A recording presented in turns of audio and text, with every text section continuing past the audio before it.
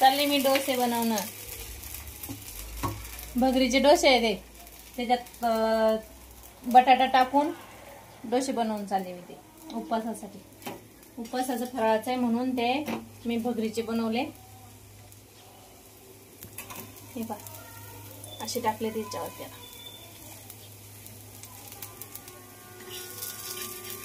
लय बाहेर लागते बरं का, खाऊन करून पहा, खाऊन पहा. ते काय आपल्या डोस्यासारखं जास्त पांगत नाही, कारण ते बटाटा खिसलेला असल्यामुळं. पहा कसा वाटते, छोटाच केला पण मस्त आला. या मग डोसे खायला, फराळाचं करायला.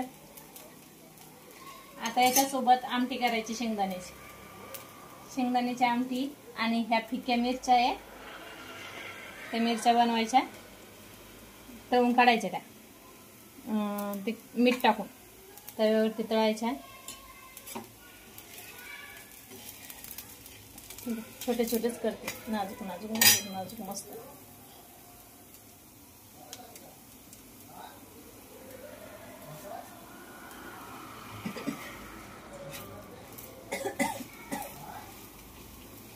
झाला डोसा तयार. पहा पहिला हा बनवला मी पहिलाच, तर हे जरा छोटा झाला, हे थोडासा मोठा केला. तुम्ही का पांगूच नाही लागला तव्यावर ते टाकला मी, तर मग असा पांगताच टाकला पहिलेच, त्याच्यामुळे ते व्यवस्थित आला. आता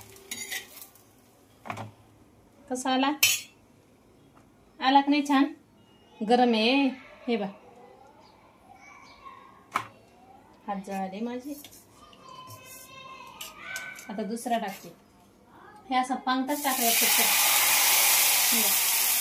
पांगता टाकला का मग असा मोठा होतो, नाही तर मग ते नाही का मध्येच चिपकून बसते, कारण त्याच्यात बटाटा असल्यामुळे ते बटाटा फैलतच नाही, त्याच्यामुळं मग असं पहिलाच पांगता टाकायचं.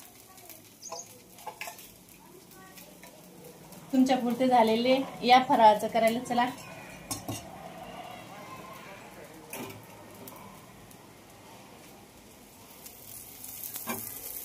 आषाढी एकादशीच्या तुम्हाला सर्वांना खूप खूप शुभेच्छा बरं का.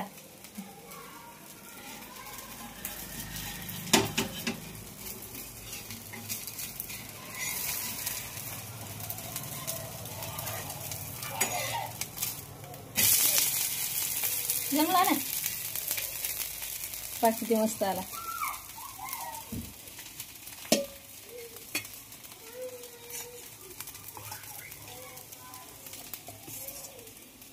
हे असं फिट्ट होऊन बसते, त्याच्यामुळे हे नाही का काढवतच राहावं लागतं.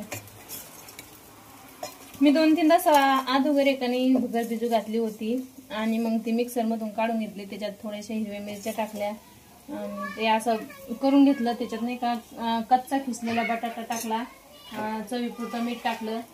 तुम्हाला जर लागत असेल तर जास्त तिखट लागत असेल तर जरसं मीठ हे मिरच्या जास्त टाकायच्या, आणि चवीपुरतं मीठ टाकायचं, कारण आम्ही आणीच खातो त्यामुळे कमी असतं. पण व्यवस्थित मीठ असलं का त्यावेळेसच ते भारी लागतं.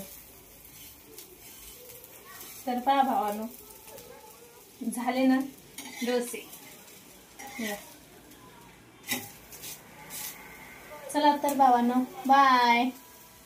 या मग फराळाचं करायला नक्की.